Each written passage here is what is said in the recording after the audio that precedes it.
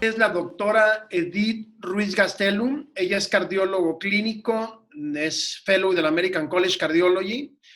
Es adscrita a la Clínica de Hipertensión Arterial de ISTESON en Hermosillo, Sonora, y es coordinadora del capítulo de dislipidemias del ANCAM y es vocal de cardiopatía en la mujer.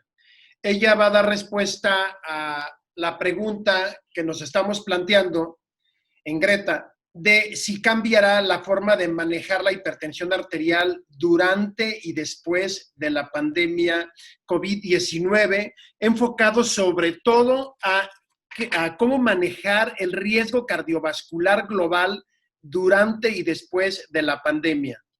Adelante, doctora. Buenas tardes, pues en principio muchísimas gracias por la invitación, muchas gracias por la posibilidad de estar en este grupo tan selecto de expertos en hipertensión.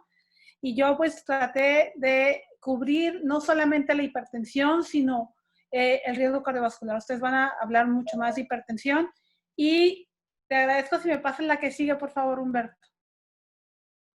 Bueno, hechos que ya han comentado ahorita es esto, y esto ya está escrito y demostrado. La cuarentena y el aislamiento son eficaces para reducir la difusión de la infección y ayuda a limitar la pandemia sin lugar a dudas.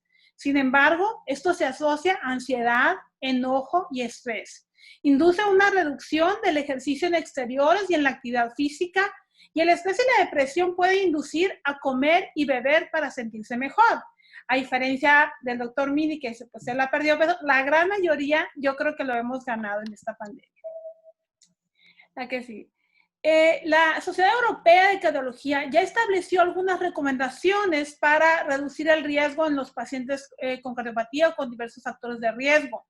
Algo muy importante es tener una hidratación adecuada, obviamente con las indicaciones propias en caso de una insuficiencia cardíaca o de una insuficiencia renal. Y dentro de esta hidratación también se plantea la posibilidad de disfrutar de un té o un café en un lugar tranquilo, tener un espacio propio dentro de estos pequeños espacios que puede haber muchas personas, tratar de tener un espacio para cada quien. Establecer una rutina, realizar ejercicio, caminar, rutinas, buscar, hay un sinfín de rutinas en línea, si quieres el brazo con pesas, sin pesas, lo que quieran está en línea y creo que la mayoría de las personas hoy tienen acceso a internet. Utilizar los métodos virtuales de socialización, pero con un tiempo limitado, porque hoy los chavos pueden estar horas socializando, pero por lo menos nosotros sí dedicarle un tiempo a esta parte importante de saber qué está pasando con amigos, compañeros y demás. Algo importante es dedicar también un tiempo a una actividad recreacional, leer, ver una película en familia, algo que a ustedes les llame o les interese en particular. Evitar la ansiedad con métodos de meditación, el yoga, el mindfulness, que hace referencia precisamente a la atención plena, a no pensar en todo, solamente disfrutar lo que está sucediendo, tratar de tener un horario en comidas y tratar de comer en forma saludable, cuidando sal, grasas, carbohidratos. Muy importante, no saturarse de información negativa, evitar, incluso si es necesario, tendrás que bloquear algunos chats o quitar información que en un momento dado solamente genera más estrés. Y por fin, pues mantenerte ocupado con qué hacer. Lo que quieras hacer en casa, hacer el jardín, podría ser un ejemplo de ello. La que sigue, algo que quiero aclarar sobre el tabaco, que es parte de este riesgo cardiovascular global, lo que la OMS acaba de declarar el día 11 de mayo. El tabaco mata en el mundo a más de 8 millones de personas. 1.2 millones son incluso fumadores pasivos. Un grupo de expertos en la OMS se reúne el 29 de abril y establece que los fumadores tienen más probabilidades de desarrollar síntomas graves y de fallecer en caso de padecer COVID-19, en comparación con los no fumadores. Actualmente no hay información suficiente para confirmar ningún vínculo entre el tabaco, la nicotina y la prevención o el tratamiento de esta enfermedad. La OMS recomienda a los fumadores intentar dejar de fumar lo antes posible mediante los métodos ya demostrados e insta a investigadores, científicos y medios de comunicación a ser prudentes y a evitar difundir ideas no probadas de que el tabaco o la nicotina podrían reducir el riesgo de padecer COVID-19, y esto es porque algunas publicaciones hacen de que los fumadores en general se afectan menos que otros pacientes con otras situaciones de riesgo. Pero creo que es una recomendación que tenemos que enfatizar y que no podemos promover. ¿La que sigue, por favor? En cuanto a la diabetes mellitus, recordar que es muy importante tener suficiente suministro para 2 meses de glucómetros, de tiras, de portalancetas, de sensores, de jeringas, agujas, todo. Esto es algo que tenemos que fomentar y recomendar en nuestros pacientes. Glucagon en caso de los pacientes que hacen hipoglucemia, sobre todo en la diabetes tipo 1, las tabletas de glucosa, o lo que ustedes utilicen, hasta un jugo que utilicen para manejar las hipoglucemias, pero más importante, tener suplementos suficientes de medicamentos y de insulina. Es muy importante mantener a nuestros pacientes en metas, mantener, y si es posible, promover el monitoreo continuo de glucosa, mantenerlo en un rango ideal, y esto ya veremos cómo, evitar las hipoglicemias y no suspender el tratamiento para diabetes, los antihipertensivos ni las estatinas. No es necesario tomar vitaminas o cosas por el estilo. Lo importante es mantener nuestro tratamiento que ya tenemos establecido. En aislamiento lo mismo, no cambiar hábitos alimenticios ni horarios y no suspender el ejercicio, preferentemente realizándolo en casa. Creo que todos los médicos debemos estar familiarizados, pásame la que sigue, por favor, con lo que es el monitoreo. No solamente con el monitoreo con la lanceta y el dedo. Tenemos, este es un método, pero hay varios para hacer un monitoreo continuo en casa. Es esto que ustedes ven del lado derecho, debajo del número, dice 122, es un celular que está censando un pequeño disco del tamaño de una moneda de 10 pesos y que permite tener un monitoreo continuo del paciente. Ustedes pueden ver esa curva que se ve sobre la franja verde y eso significa que el paciente ha estado en el rango controlado en las últimas horas.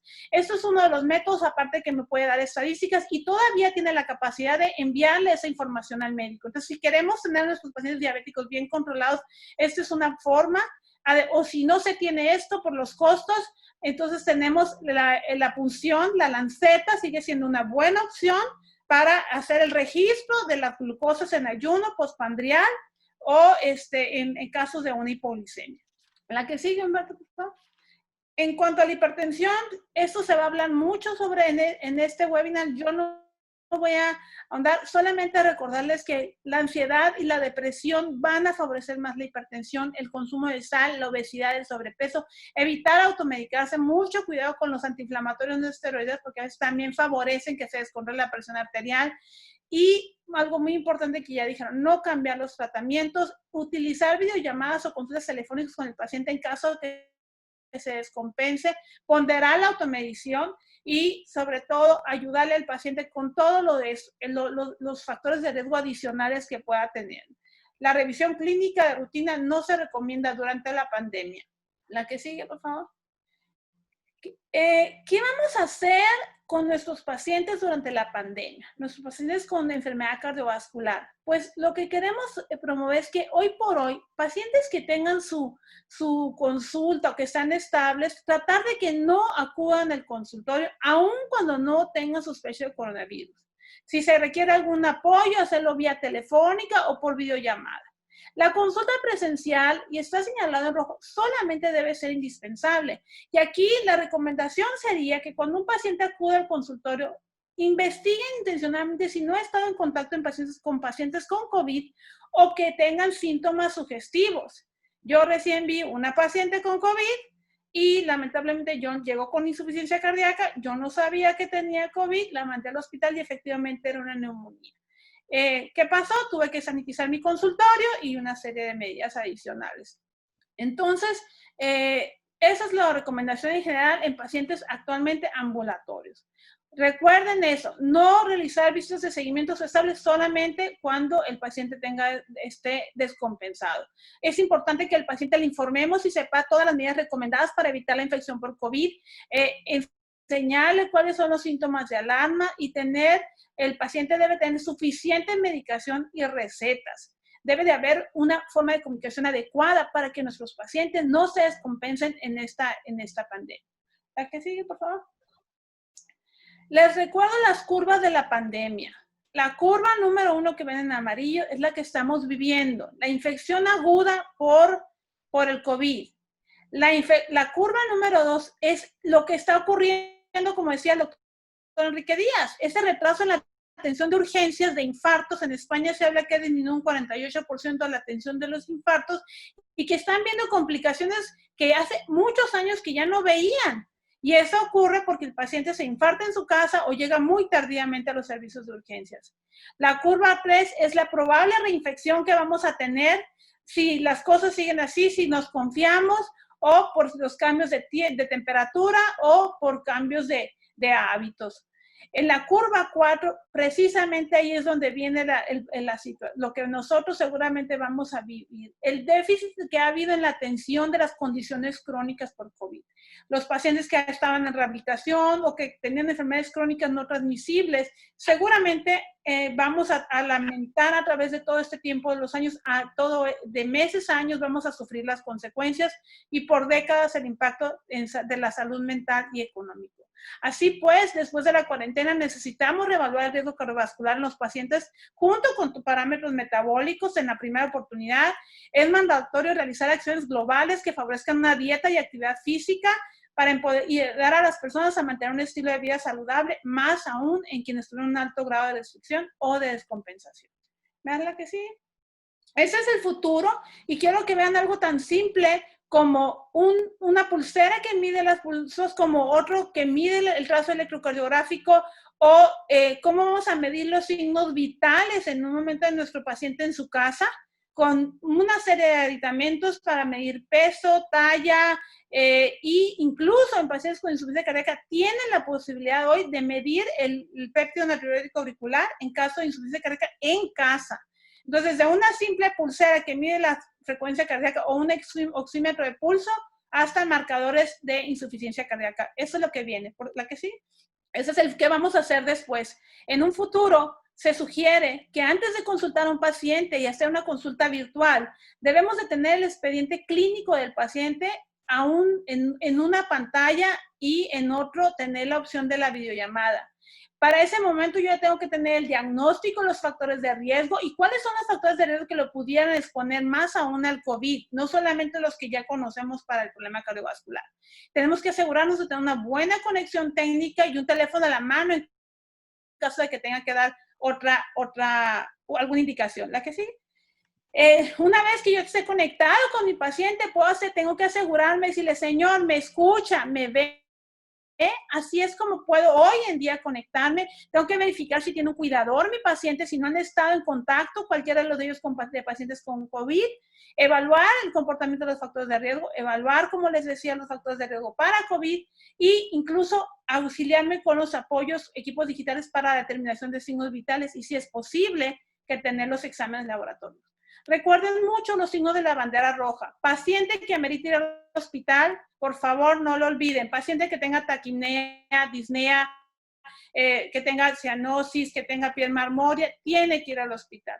Este es un ejemplo, como lo estamos haciendo hoy en día, del Zoom. Yo elegí en mi agenda a mi paciente qué voy a hacer, ya le programé la reunión, le programé una consulta, ya me dio un link, se agendó a mi consultorio y ya se lo envió por WhatsApp. Entonces ya quedó programado en mi paciente para tal día, a tal hora, él solamente tiene que presionar el link y ya podremos consultar. ¿La que sí? Eso es lo que es una opción hoy en día y es probable que ya llegó para quedarse. Muchas gracias.